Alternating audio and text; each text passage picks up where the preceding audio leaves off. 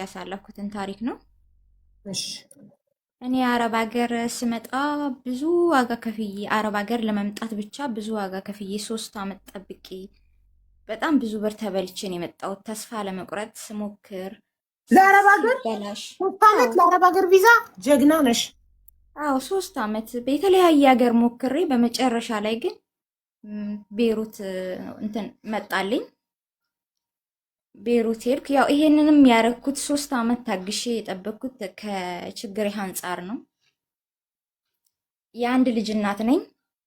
ባለቤቴ ግብርና ይሰራል። ያው የግብርናን ህይወት የሚያውቅ ያውቀዋል። ይሰራል፣ 1 ዓመት ይከስራል፣ 1 ዓመት ያገኛል። ከቤት አስቤዛና ከቤት ኪራይ አይወጣም ማለት ነው። እና በቤት ኪራይ እኔ በጣም ብዙ ተሰቃይቻለሁ።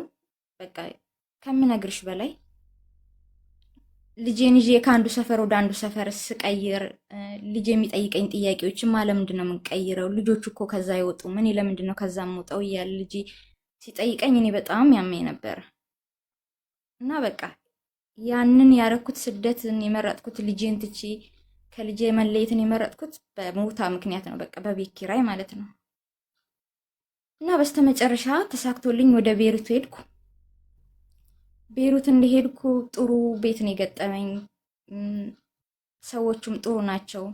ስራም ቢበዛ ሰዎቹ ጥሩ ናቸው። ለዓላማ እስከወጣሁ ድረስ ሁሉን ታግሼ እኔ ዓላማዬን ለማሳካት ብቻ ነው እንጂ ስለ ሰዎቹ ወይም ስለ ስራው መብዛት ምንም አይደንቀኝም ነበር።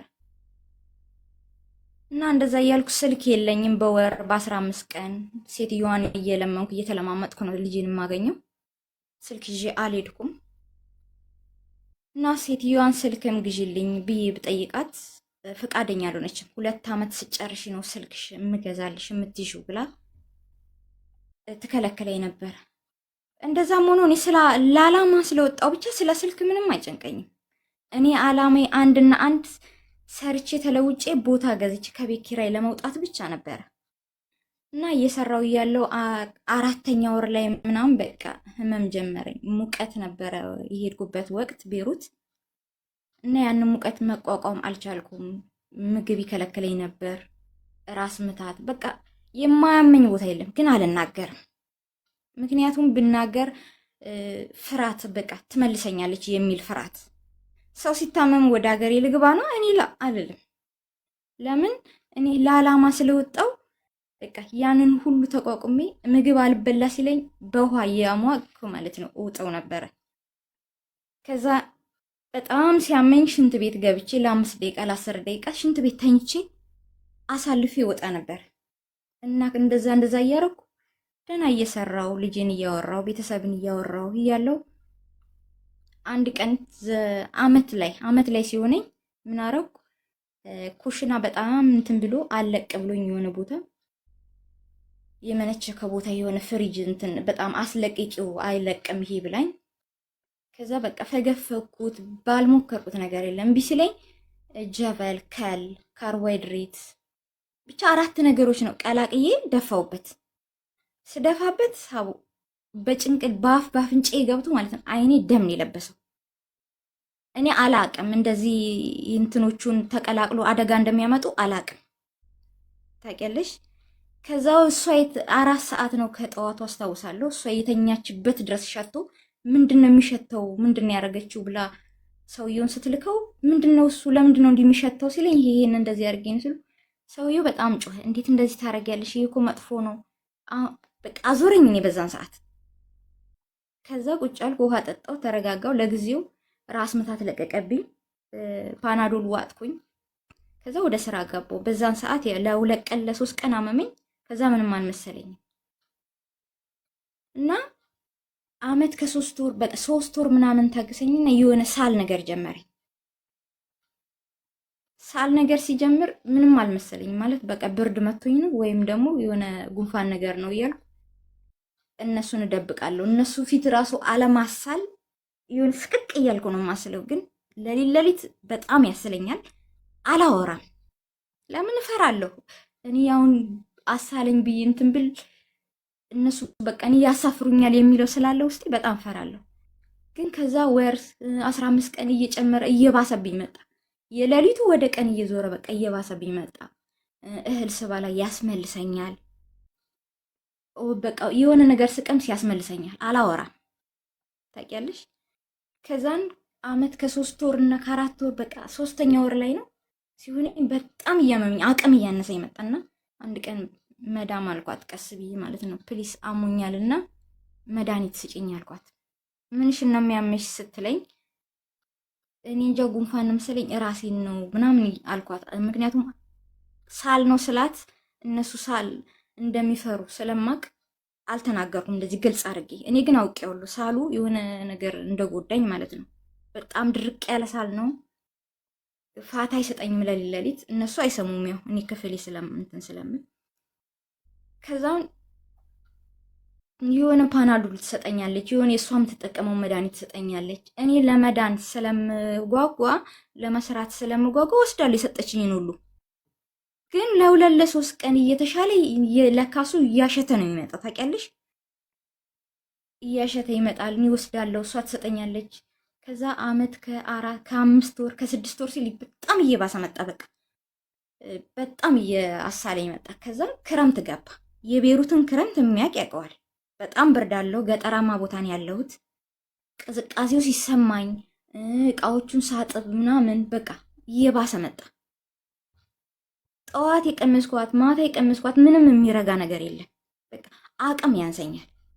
እየተደበቅኩ ግርግዳ እየተደገፍኩ ቁጭ እላለሁ። ስመጣብኝ ኮቴ ስሰማ ብድግ ብዬ እሰራለሁ።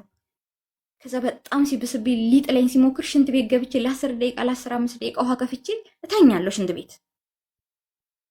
ከዛ እንደዛ እያሮኩ እያሳለፍኩ ከ7 ወር ከ8 ወር ሲል በቃ በጣም አቃተኝ። 7ኛ ወር ላይ በጣም አቃተኝ። ፕሊስ ባክሽ በቃ በጣም እያቃተኝ ስለሆነ እየሰሙ ግን እነሱ ታውቂያለሽ ምንም አላሉኝም። መድኃኒት ነው የሚሰጡኝ። አንድ ቀን ሰውየው ሄደ ፋርማሲ ሽሮፕ ገዝቶልኝ መጣ። ከዛ ወሰድኩ፣ እሱንም ጨረስኩ። ለ3 ቀን ለ4 ቀን እንደተለመደው ፋታ ይሰጠኛል፣ ይመለሳል። ከዛ ሲብስብኝ ፕሊስ ሐኪም ቤት ውሰዱኝ አልኳቸው። በቃ መዳም ፕሊስ እባክሽን ሐኪም ቤት ውሰጂኝ፣ እኔ መስራት ነው ፈልገው። ከዛ እንደዛ ስላት እሺ በቃ ማታ እንትን ባሏ ሲመጣ ጠዋት ይወስድሻል አለችኝ። በአቅራቢያቸው ያለ ፋርማሲ ወሰዱኝ። በደንቡ መናገርም ባልችል በዛን ሰዓት የሚሉትን ሰማለሁ። እና ይሄ እንግዳ ነገር ነው በሽታው አለ፣ እንግዳ ነገር ነው እና 2 መርፌና ሽሮፕ ኪኒን የተለያየ ነገር ሰጠኝ። ከዛ እነሱንም ወሰድኩኝ። እንደዛው ታገሰኝ የሆነ ለ3 ቀን ለ8 ቀን በቃ ያንን መርፌውን ወቅቶኝ ሽሮፑን ወስጄ ኪኒኑን ወስጄ ለ8 ቀን ታገሰኝ። ከዛ ጭራሽ ብሶ ተመለሰ። በቃ ብሶ ደም አላ በቃ ሀክትለው ደም ጉሮሮዬን እንደ ጦር ይወጋኛል። እንደዛም ሆኖ በቃ አምላኪ እኔ እንደዛም እያረገኝ ማለት ነው። ሰው እንደዛም እያረገ ሰው ለህይወቱ ይታገላል። እኔ አምላኪ እባክህን አድነኝና አላማዬን አሳክቼ ልግባ እባክህን። በቃ እንደዚህ ነው የምለው ጠዋት ማታ፣ እባክህ አምላኬ ማረኝ። ተመልሼ ወደ ምንም ሳሊዝ ወደ ሀገሬ መግባት አልፈልግም። በቃ የማገኛትን ገንዘብ በሙሉ ምልከው ለባለቤቴ ነው። ባለቤቴ ግብርና ይሰራል። ስራ በሰፊው ስራና እኔ ብዙ አመት መቆየት አልፈልግም። ለልጄ መግባት ፈልጋለሁ። በ2 አመት በ3 አመት መግባት ፈልጋለሁ። በሰፊው ስራ እያልኩ ለሱ ነው ምልከው። ለእናቴ አንድ ቀን ቡና ግዢ ብዬ አልሰጠዋትም። ለራሴ እንደዚህ ቲሸርት መቀየር አልፈልግም። እኔ በቃ አላማዬ ማሳካት ብቻ ነበር አላማዬ። ከዛ እንደዛ እያረገ እንትን እያልኩ ያንን መድኃኒት ከወሰድኩ በኋላ አንድ ቀን በጣም አስሎ ከምሽቱ በእነሱ 5 ሰዓት ላይ ልብስ እያጣጠፍኩ እያለሁ ሴትዮዋ ፊት ለፊት ነች። ጣለኝ፣ ራሴን አንባለት በቃ ጣለኝ። ራሱ ስቺ ወደቅኩ ማለት ነው። ምክንያቱም ምግብ የለም። ምግብ ትበያለሽ ወይ ስትለኝ አዎ ነው ምላት። ከዛን እነሱ የሰው እንትን የለም ነበረ። እሷ አንደኛ ፎቅ ነበረች ምራቷ። ሰው የለም። ሴትዮዋ እንዲህ ቱር ብላ የምትነሳ ሴትዮ አይደለችም። ከዛ ስልክ ደውላ ምናምን ስምራትየዋ መጣሁ አፍሳብኝ። ከዛም በኋላ ካረጋጉኝ እንትን ውሃ ካፈሰሱኝ ከነቃው በኋላ ሐኪም ቤት ወሰዱኝ። ግሉኮስ ተሰካልኝ። ግሉኮሱን ብዛው ሳክተውልኝ ጨርሼ ወደ ቤት ገብቼ ያንም ሽሮፕም እንደዛው ምንም አላወቀውም በሽታው። በዛን እዛ ራሱ እንደዛ ወድቄ ደህና ሐኪም ቤት አይደለም የወሰዱኝ። አላወቁም በሽታውን በስነ ስርዓት አልተመረመርኩም። ከዛ ያን ግሉኮስ ማታ ጨረስኩ። ጠዋት ወደ ስራ ነው የተነሳሁት። ሽሮፔን ጠጣው። ምግብ ያሉኝ ይሻልኩ። ከዛ እንዴት ምግብ የሚገባ ነገር የለም፣ ውሃ ነው የሚገባው። ስበላው ይመለሳል። ግን እኔ ተስፋ አልቆርጥም። በውሃ የአፌ ውስጥ አርጌ በውሃ አወርደዋለሁ እምቢ ሲለኝ ከጉሮሬ ሲተናነቀኝ። ከዛ እንደዛ እያልኩ በጣም አቃተኝ። በቃ ከዛን በቃ አቅም በጣም ሲያንሰኝ እባካችሁን እኔ እዚህ መሞት አልፈልግም፣ አትራሳውንድ አስነሱኝና ማለት ይሄ እንትን የሚነሳው ምንድን ነው የሚባለው? ይሄ ደረት ላይ የሚነሳው ነገር ኤክስሬ ራጅ የስ እሱን አስነሱኝ ብዬ ለመንኳት። አንድ ቀን መነሳት ትፈልጊያለሽ? አሁን ለታ አይደል ሐኪም የወሰድንሽ አለችኝ። አዎ አሁን ለታ ነው የወሰድሽኝ፣ እግዚአብሔር ይስጥሽ። ግን ይኸው እንደምታየው ነው፣ ምንም ትዕግስት አልሰጠኝም። ይኸው እያሸተ ነው። ጭርሹንም ለሁለት ለሶስት ቀን እንትን እያለ ይመለሳል።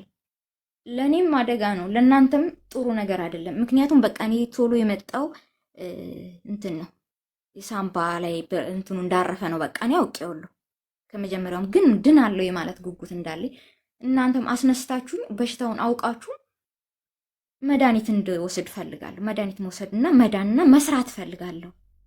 አንቺ ሀገርሽ መግባት ትፈልጊያለሽ አለችኝ። አልፈልግም፣ እኔ የምፈልገው መስራት ብቻ ነው። ከዛ እንደዛ ስላት እሺ በቃ ባባ ጠዋት ይወስድሻል አለችኝ። ሰውየው ጥሩ ሰው ነው። ከዛ ሲመጣ ነገረችው። አልተሻለሽም እንዴ ሲለኝ እኔ እኮ አልተሻለኝም፣ ሌሊት እኮ በጣም ያመኛል እና ምግብም እየበላው አይደለም ብዬ ግልጹን ነገርኩት። በቃ ምክንያቱም ምንም እየተሻለኝ አይደለም። ከዛን ሰውየው ደወለ ደህና ሐኪም ቤት ቀጠሮ አስያዘ። ቅዳሜ ቀን ነበር የነገርኳቸው። እሁድ ቀን ወሰዱኝ። ከዛ ወሰዱኝ። ራጅ ተነሳው። ሰውየው በስነ ስርዓት አየኝ። ዶክተሩ ደህና ሐኪም ቤት ነው የወሰዱኝ። ከዛ ምን አለ እኔ ሰማለሁ ሲል ማለት ነው ለሰውየው ምን አለው? እቺ ልጅ ሰው አላት እንዴ አለው። አይ የላትም። የሚንከባከባት ሰው አለ አለ። የላትም። እናንተው ጋር ነች? አዎ።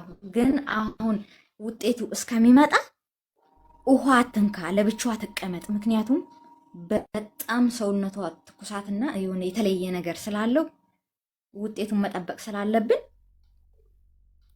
ውጤቱ እስከምንነግራችሁ ድረስ ለብቻዋ ትቀመጥ፣ ማክስ ታርግ አለው። እሺ ያለ። ከዛን የሆነ ማስታገሻ ነገር ሰጠኝ። እሱን ይዘን መጣን፣ ተመለስን።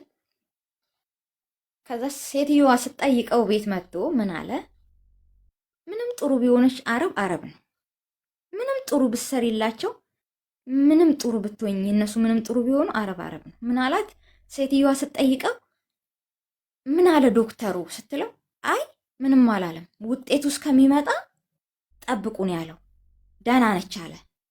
ያኔ እዛ ጋር ውሃ ቀዝቃዛ ውሃ እንዳነካ ለብቻዋ ትቀመጥ ያለውን ደበቃት። ምክንያቱም ሴትዮዋ ታማሚ ስለሆነች ይሁን ትፈራለች ብሎ ይሁን አላውቅም። እኔ እንደዛ ነው ያሰብኩት። ከዛ ማክስ ታርግ ብሏል ብቻ አላት። ማክስ አርግ ያለኝ አለችኝ። ማክስ አረኩ። ማክሴን እያረኩ እየሰራው ያለው በአራተኛ ቀን መጣ ውጤቱ። ማታ ነው ሲደወልላቸው። እኔ ኩሽና ሆኜ እሰማለሁ። ሴትዮዋ የአላ እያለች በቃ ግራ ተጋብታለች። እንዳነገረኝም ፈርታለች። ግራ ገብቷታል። ከዛ ምራትየዋን ጠሩኝ፣ ያዳምጣቸዋለሁ። እንዴት እንዲህ ሊሆን አይችልም፣ በስህተት ነው ይላሉ። በቃ ማመን አልፈለጉም። ቲቪ ነው ሲባሉ ማመን አልፈለጉም። ቲቪ ነው ወደ ሰው ይተላለፋል እያለ ነው ዶክተሩ። እኔ ደግሞ ክረምት ስለሆነ ከሴትዮዋ ጋር ማታ ማታ ቁጭ በይሉኛል። እዛ ሳሎን አብረን ቁጭ እንላለን። ከሴትዮዋ ጋር በጣም እቀራረባለሁ። መድኃኒት፣ ውሃ ምናምን በቃ ምግብ የምሰጣት እኔ ነኝ። ምግብ የተለያዩ ነገሮች የምሰራው እኔ ስለሆንኩ ከኔ ጋር ቅርርብ አላት። ሳስልም አጠገቧ ነኝ። ያን ለእኔ ሳይሆን ለራሷ በጣም ፈራች ከመጠን በላይ።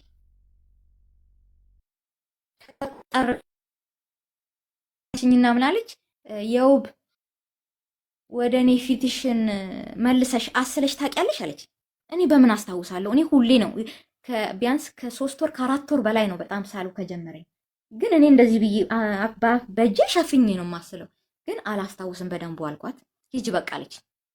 ምንም አላለችኝም። እሺ በቃ ሂጂ ወደ ኩሽና አፍሽን በደንብ ሸፍኚ፣ እጅሽን በደንብ በእንትን ታጥበሽ እቃውን እጠቢ አለችኝ። እሺ አልኳት። በስተት ነው ብለው አላመኑም። ከእንደገና በሶስተኛው ቀን ወደ ሌላ ሐኪም ቤት ወሰዱኝ። ወደ ከፍተኛ ስፔሻሊስት ማለት ነው። ከዛን በሀክታ ያኛው በእንትን ስለተመረመረ በራጅ ያኛው ደግሞ በሀክታ ተመረመረ። እሱ በሳምንቱ መጣ። ገባሻ? በሳምንቱ ሲመጣ ተመሳሳይ ውጤት ነው። ተመሳሳይ አመት ከ9 ወር ላይ ማለት ነው ይሄ የሆነው። 1 አመት ከ9 ወር እንደሰራው ማታ ነው። ሰኞ ጠዋት ነው ሰኞ ጠዋት ነው እነሱ የሰሙት። እኔ እንደሰሙ በስልክ ሲያወሩ ምናምን ሰማቸዋለሁ። ለእኔ አይነግሩኝም። ከዛ ለካ እነሱ ምን ያደርጋሉ? ያለታ እንደሰሙ ክፍል ዘጉብኝ ሲያረጋግጡ ማለት ነው። ከክፍልሽ እንዳወጭ አለችኝ። ለዛን ቀን ለአንድ በቃ ስላረጋገጠች ለአንድ ቀን ተጠይፈች። ምግብ እንደዚህ በእንትኑ ጋር ያንሸራተቱኛል። ሽንት ቤት ልወጣ ስል ወዴት ነው ትለኛለች። በአንድ ቀን ያን ሁሉ ቀን አብሬያት ስኖር በአንድ ቀን ዘሎ የሚጣብቅባት ነው የመሰለችው። በቃ ወዴት ነው በቃ ተጠይፈችኝ። ከዛ ምንም አላልኩም። እኔ አውቄዋለሁ። በቃ እኔ እንደዛም ሆኖ መድኃኒት ሰጥተውኝ ወይ የሆነ ነገር አድርገውኝ እንዲያድኑኝ ነበር የፈለኩት። ከዛ የሆነ መድኃኒት አመጡና እኔ ስለ በሽታው አውቃለሁ። ምክንያቱም ከዚህም ፊት አጎቴ እናቴ ስለታመሙ ስለ በሽታው አውቃለሁ። መድኃኒቱ ስትጀምሪ በሐኪም ቤት ተመርምረሽ ኪሎሽ ተመዝኖ ከቻለ 4 ካልቻለሽ ግን ከ50 በታች ከሆንሽ 3 እንደሚወሰድ አውቃለሁ። ከዛን ለያለታ ለማድረው ኢትዮጵያ ለሳምባ ለቲቪ የሚወሰደው ይሄ ትልልቁ ኪኒን ትልልቁ ኪኒን ለስድስት እንደ በሽታው ምን ተሰጠሽ እዛ ቤሩት? ለሳምባ እንደሱ አንድ አይነት ኪኒን ነው። ለሳምባ አልሰጡኝም። ሐኪም ቤቶቹ አምጧትና እንትን በሉ ነው ያሉት። እነሱ ግን መውሰድ አልፈለጉም። መድኃኒቱን እንዲሰጡኝ እነሱ ጋር ሆኜ እንዲወስድ አልፈለጉም። ዝም ብሎ ለሳምባ ብለው ብቻ ከፋርማሲ ያለተ ስላወቁ 4ቱን ጠዋት 12 ሰዓት ላይ በባዶ ሆድሽ ውሰጂ፣ 4ቱን ደግሞ 4 ጠዋት ውሰያለኝ። እኔ ደግሞ ሰውየውን ስለማቅ አንደኛ ወተት ያስፈልገዋል፣ የሆነ ምንድነው አብሽ ምናምን ያስፈልገዋል፣ ደና ምግብ ያስፈልገዋል ይባላል። የቲቪ ደና ምግብ ያስፈልገዋል። ከዛ በዛ ጋር ቅዝቃዜ አለ። እኔ እሱ መሆኑን ስላወቅኩ እኔ አልኳት በሽታውን አውቃለሁ እንዴት እንደሚወሰድ፣ ወተት ያስፈልገዋል፣ ይሄ ያስፈልገዋል እና ደግሞ ኪሎዬ ተመዝኖ ነው መውሰድ ያለብኝ ስላት ዝም ብለሽ ውሰያለች። አልወስድም አልኳት። በቃ በዚህ ከዛን ያለታ ተነጋ ከክፍልሽ እንዳወጭ ካሁን በኋላ አለችኝ። እሺ አልኳት። ከዛን ለካ እነሱ ያለታውን ሰኞ ለታ ትኬት ቆርጠዋል ሳይነግሩኝ ምን ሳይሉ ማታ ብቻ ልብስሽን አዘገጃጂ ነገ ትሄጃለሽ ወደ ሀገርሽ አለች። ከህመሜ በላይ ያስደነገጠኝ መሄዴ ነው። በቃ እዛ ጋር በህይወትና በሞት መካከል ነው ያለሁት። ግን እኔ ለዓላማዬ በቃ በጣም ስለጓጓሁ ነው መሰለኝ እንደዚህ አይነት ነገር የተፈጠረው። አላቅም፣ ከመጠን በላይ ስለጓጓሁ ይሁን ብቻ ፈጣሪ ነው የሚያውቀው። አላቅም። ከዛ እንደዛ አለችኝ። ማታ ሻንጣ መጣችልኝ፣ የሆነ ጥንጥዬ ሻንጣ የ2 ወር እጄ ላይ የ2 ወር ደሞዝ ነበረ። አፌን አፈንኩና መዳም አልኳል። እኔ አልፈልግም፣ እኔ ምንም አልፈልግም፣ ይቅር፣ እኔ ምንም የምፈልገው ነገር የለም። ግን አንድ ልጅ አለኝ፣ እባክሽ ለልጄ ብር አለኝ፣ ሂጂ ወጥቶ ሚስተር ይግዛልኝ አልኳት። የሆነች ነገር ለልጄ ይዤ ልግባ። ምንም የለኝም፣ ምንም ይዤ የምገባው ይሄ ነው የሚባል ነገር ቀይሬ የምገባው ልብስ የለኝም ከቡትቶ እነሱ ከሰጩኝ ውጭ። በደሞዜ መግዛት አልፈልግም። እኔ የምፈልገው አጠራቅሚ ዓላማ የማሳካት ብቻ ነው። ከዛ ስለምናት አይሆንም አለችኝ። አሁን መሽቷል፣ መውጣትም አይችልም እሱ፣ አንቺም መውጣት አትችይም፣ አይሆንም፣ ብርሽን ይዘሽ ወደ ሀገርሽ ግቢ አለች። ምንም ማድረግ አልችልም። ከዛን ልብሴ እሺ ያለኝን ልብስ በምን ሊያዘው ስል የሆነ ጥንጥዬ ቦርሳ ይዛልኝ መጣችና በዚች ያያታል። ቢያንስ እሺ አሮጌ ልብስ እንኳን ያለኝን ይዤ ልግባ መቀየሪያ ስላት ይሄ አይሆንሽም አለችኝ። ከፍ ያለ ካለ ስጭኝ እባክሽን አልኳት። ከዛ የሆነ አሮጌ ነገር አመጣ ወረወረችልኝ። እኔም እሱን ጠራ አድርጌ ልብሶችን ከተትኩ። ከዛ ጠዋት 12 ሰዓት እዘውኝ ሄዱ፣ አሳፈሩኝ በአሮጌ ልብስ ማለት ነው። እና ኢትዮጵያ ገባው፣ ተመረመርኩ። ከዛን ገብቼ ከመረመርኩኝ እውነት ነው ትክክል ነው በሽታው ታወቀ። ከዛ መድኃኒት ወሰድኩ። መድኃኒት ለ6 ወር ወሰድኩ። እዛው እናቴም ወተት አላት ምን አላት በቃ አገርሽ ያው በሰው ሀገርና በአገርሽ አንድ አይደለም። ከዛ እንደዛ እያልኩ እየዳንኩ በጣም በቃ እኔ የተሰማኝ መመለሴ ነው እንጂ እዛ ጋር ህመሜ አይደለም። የውስጤን በውስጤ ያርግ ነው። ግን ከህይወትሽ ከነፍስሽ የሚበልጠው አላማ ምንድን ነው? ለባልሽ ቤት መስራት? በቃ እኔ ከቤት ኪራይ ወጥቼ በቃ ልጄንም ከአንድ ሰፈር እንትን ለማለት ብቻ ነው። እኔ ያመመኝ እኔ ለባልሽ ቤት ሰርተሽ ብትሞችም አይቆጭሽም። ዋናው ብቻ ቤት መስራትሽ ነው። እኔ ቤት ቦታ መኖሪ ብቻ ነው ለኔ እንትን የሚለኝ። ቦታ ሸራጥዬ መኖር እችላለሁ። ጆርናታ ሰርቼ ልጄ ማሳደግ እችላለሁ። ግን በቤት ኪራይ መንከራተቱ በጣም ነው እንትን ያለኝ ማለት ነው። ልጄን ከአንዱ ሰፈር ወደ አንዱ ሰፈር ከአንዱ ሰፈር ለልጅ ከእናትና ከቤቴቱ ይበልጣል። ለልጅ አሁን አንቺ መብለጡ እናት ነው ይበልጣል። ታዲያ ለምሳሌ በቤት ክራይም ቢሆን በችግር ቂጣም እየበላ የእናት ፍቅር አግኝቶ አድጎ ተምሮ ተመርቆ ሰርቶ ራሱ ለራሱ ነገ ቤት ይሰራል። ቤት የሌለው ልጅ አይኖርም ያለው ማን ነው? ቤት የሌለው ልጅ አያድግም ያለው ማን ነው? ዋናው እኮ እናት ናት። እንዲህ ሳምባ ተይዘሽ ሳምባ ታመሽ እኔ በጣም ከመጨነቅ የተነሳ ትጠፋና እንደው ሳትታከም የሆነ ነገር ወደ ካንሰር ይቀየርባት ቢሆን የሚል ስትረስ ያዘኝ። ታውቂያለሽ? በቃ መሳፈርሽ ልክ ሀገር ቤት መግባትሽን ስትነግሪኝ ነው ትንሽ ልቤ ይርፍ ያለው።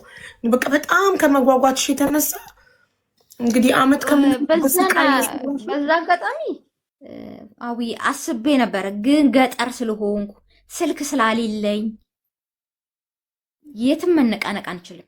አስበሽ ነበር ሳትታከሚ ለመጥፋት? ከጠፋሽ እኮ ሳምባ መታከማችም እኮ ሳትታከሚ ባልትሞች እዛው ቤሩት ላይ ትሞች ነበር። መጣፊ ሳትታከሚ ሳምባውን ያገረሻል። ታውቂያለሽ? ሕክምና ጀምረሽ ራሱ ብታቋርጭ ካገረሻ ይገልሻል። ሳምባ ተመልሶ ከመጣ ካገረሻ አይድንም፣ ይገላል። እንደዛ ሲሉ ሰማለሁ። ግን እኔ ያሰብኩት የሆነ ያስገባሉ ሲሉ ሰምቻለሁ፣ ቤሩት ላይ ማለት ነው ለ3 ወር ሕክምና ምንድነው የሚያስገባ? በመንግስት ማለት ነው። አላውቅም እኔ ግን ለምን ህይወትሽ እንደዚህ ሪስክ ሲሉ ሰምቻለሁ። በሚባል ሪስክ ህይወት እኮ አንዴ ናት ማሬ። ነገ አንቺ ብትሞቺ ቤት ሰርተሽለት ብትሞቺ ሞትሽ፣ ባልሽ ሌላ አግብቶ ልጅሽ በእንጀራ እናት እየተጠፈጠፈ ያድግበታል። አንቺ ራስሽን መስዋዕት ያደረግሽበት ቤት ለምን አለማወቅ። አንዳንዴ ከነፍስ የሚበልጥ ነገር የለም እዚህ ምድር ላይ። ከነፍሳችን የሚበልጥ ምንም ነገር የለም። የሰው ልጅ ቅድሚያ መስጠት ያለበት ለነፍሱ ነው፣ ለጤናው ነው። እየታመሙ መስራት እየታመሙ አላማ የሚባል ነገር የለም። አላማዬ መኖር ነው መሆን ያለበት። አላማዬ ቤት መስራት ሳይሆን አላማዬ በህይወት መቆየት ነው። አላማዬ ሲያመኝ ቶሎ ታክሜ መዳንና ረጅም እድሜ እዚህ ምድር ላይ መኖር ነው። አላማዬ እኔ መኖርና መኖር ብቻ ነው። አላማሽ ሊሆን የሚገባው ቤት ሳይሆን አላማሽ ሊሆን የሚገባው መኖር ነው። በጣም ቁራስ ብዙ ነገር ማለት ብዙ ነገር ተማርኩ። ግን ትዕግስትን በእናትሽ በጣም ራስሽን በደልሽ። በጣም ነፍስሽ ይቀየምሻል። ራስሽን አሰቃየሽ ለቤት ብለሽ ቤት ለመስራት ብለሽ። እሺ አሁን ኢትዮጵያ ገብተሽ ታክመሽ ከዛ ዛጋን ያለ ነው። ታከምኩ፣ ከዛ ዳንኩ። በቃ 6 ወር እንትን ወሰድኩ፣ ዳንኩ። ከዛ ተመረመርኩ፣ ነፃ ነሽ አሉኝ። ደጋግሜ ቼክአፕ ተደረግኩ፣ ነፃ ነሽ አሉኝ። ከዛም በኋላ የሆነች ቤሩት ላይ ብር የምትልክልኝ ነበረች፣ የተዋወቅኳት በስልክ። በዛ አጋጣሚ እሷ ነበረች እንደውም የምታበረታታኝ። በመሀል በቮይስ እየላከችልኝ መዳሟን ስትወጣ እኔ ስልኳን እየወሰድኩ አዳምጥ ነበረ። እሷ ነበረች የምታበረታታኝ እና ከዛ በዛ መሀል አይዞሽ አንቺ የሀገርሽ ታክመሽ ድነሽ ስደት ነው መቼም አይቀርም፣ ግን ስትኖሪ ነው ሁሉም ነገር የሚቀየረው ስትለኝ ነበረ። ከዛን ታክሜ ዳንኩኝ። ከዛም በኋላ በቃ እኔ ድኛለሁ፣ መስራት ፈልጋለሁ ተመልሼ አልኳት። እሺ አለች፣ ስራ ፈልግልሻለሁ አለች። አመት ከ7 ወር ምናምን ሲሆነኝ ማን ነው ከ7 ወር 6 ወሩን ጨርሼ 7ኛ ወር ላይ ነገርኳት። ከዛ ፈለገችልኝ፣ ስራውን አገኘችልኝ እዛው ቤሩት ማለት ነው። ከዛም በኋላ ያቃ ፕሮሰሱን እሷ ጨረሰችልኝ ከዛው ማለት ነው። ከቤሩት እኔ ወጪ ምናምን ሳላወጣ መጣሽ ወደ ቤሩት መልሰሽ? አዎ መጣ ወደ ቤሩት ተመልሼ። አሁን ሁለተኛ ልጅ ደገምሽ ወይስ አልደገምሽ? በ8 ወር ነው የቆየሁት ኢትዮጵያ ውስጥ። አሁን ልጅሽ ስንት አመቱ ነው? አሁን 8 አመቱ። እሺ አንቺ አሁን ቤሩት ከመጣሽ ስንት ጊዜ ሆነሽ? እኔ አሁን 4 ወር። ኦኬ። ባልሽ አሁንም ግብርና ነው የሚሰራው? አሁን እሱ ወንጂ ላይ ነው የሚኖረው። ልማት ያለማል፣ ልጁን ያሳድጋል፣ ያስተምራል፣ እየጋገረ እያበሰለ እያበላ እያስተማረ በጎን ደግሞ ግብርና ይሰራል። እኔም ይኸው እየሰራሁትን እያጠራቀምኩኝ ነው እስካሁን። እግዚአብሔር ከፈቀደ እንግዲህ በአሁኑ አላማዬን አሳክቼ እገባለሁ ብዬ አስባለሁ። ግን እግዚአብሔር ብቻ ጤና ሰጥቶኝ አላማዬን አሳክቼ እንድገባ ነው ፈልገው እና ግን ትዕግስት ያስፈልጋል ለሁሉም ነገር። ሰው ሲኖር ነው ሁሉም ነገር የሚኖረው ብዬ ነው የተማርኩት እኔ። እና ደግሞ አንድ ነገር መናገር እንፈልገው እዚህ አሁን ስደት ላይ ያሉ እህቶችም አሁን በዚህ ጋር የሚሰሙኝ አዲሶች በተለይ የሆነ ነገር ሲጠቀሙ ይሄ ከዚህ ጋር ቢቀላቀል ምን አይነት ጉዳት ያመጣል የሚለውን ነገር በደንብ አጣርተው አውቀው ካላወቁ እንኳን ስልክ ያላቸው በስልካቸው አንስተው ይሄ ነገር ከዚህኛው ጋር ይሄ ነገር ምን አይነት ነገር ነው ብሎ ማጣራት አለባቸው። እኔ አለማወቄ ነው እዚህ ችግር ላይ ይጣል። ባቅ ኖሮ ይሄኛው መድኃኒት ከዚህኛው ጋር ቢቀላቀል ምን አይነት በሽታ ያመጣል ወይስ ለኔ ምን አይነት ጉዳት አለው ብዬ የሚለውን ባቅ ኖሮ እዚህ ደረጃ አልደርስም ነበር። እና የምንጠቀማቸውን መድኃኒቶች ሽንት ቤትም ስናጸዳ ሆነ እነሱ ራሱ ቀላቅሉ ቢሉን እሺ ብለን ያኔ እምቢ እነሱ አይወዱም። ሁሉን ነገር እሺ ነው። እኔ አሁን ከመዳሜ ጋር ትንሽ እንትን ነች ኃይለኝነት ነገር ነው። ግን እኔ ምንም ብትለኝ ምንም እሺ ነው የምላት እና እሺ እያሉ የማይሆነውን ነገር ከማይሆነው ነገር ጋር አለመቀላቀል እና ራሳቸውን ጠብቀው መስራት። እኔ የምለው ይሄንን ነው። እንግዲህ ከእኔ ታሪክ ውስጥ የሚማሩ ካሉ እናመሰግናለን። አሁንም ግን ራስሽን ጠብቂ፣ ምግብ በደንብ ቢ። አሁንም አላማ እያልሽ አላማሽ በህይወት መኖር ይሁን ቤት ወይስ ቢሆንም ባይሆንም የራሱ ጉዳይ። ብዙ አመት ለፍተውም ሰርተው ቤት የፈረሰባቸው የወደመባቸው አሉ እና ሁሌም ለነፍስሽ ቅድሚያ ስጪ። እሺ እናቴ። ካልሆነ አንቺ ገብተሽ ሁለተኛ ልጅ ውለጂ፣ ባልሽ ደግሞ ይሰደድና በተራዊ ስራ። እሺማ። እሺ እኔ እናት በጣም ነው የማመሰግንሽ፣ በጣም ነው የምወድሽ። እመቤቴ ማርያም በሰላም ትገላግልሽ፣ ደስታሽን ታሰማኝ። እኔ እናት በጣም ነው የምወድሽ በዚህ አጋጣሚ። እሺ እና ፈጣሪ ይውደድሽ። አመሰግናለሁ። እሺ እኔ ማር ውዶቼ፣ ማሮቼ፣ ፍቅሮቼ በሉ ልወጣ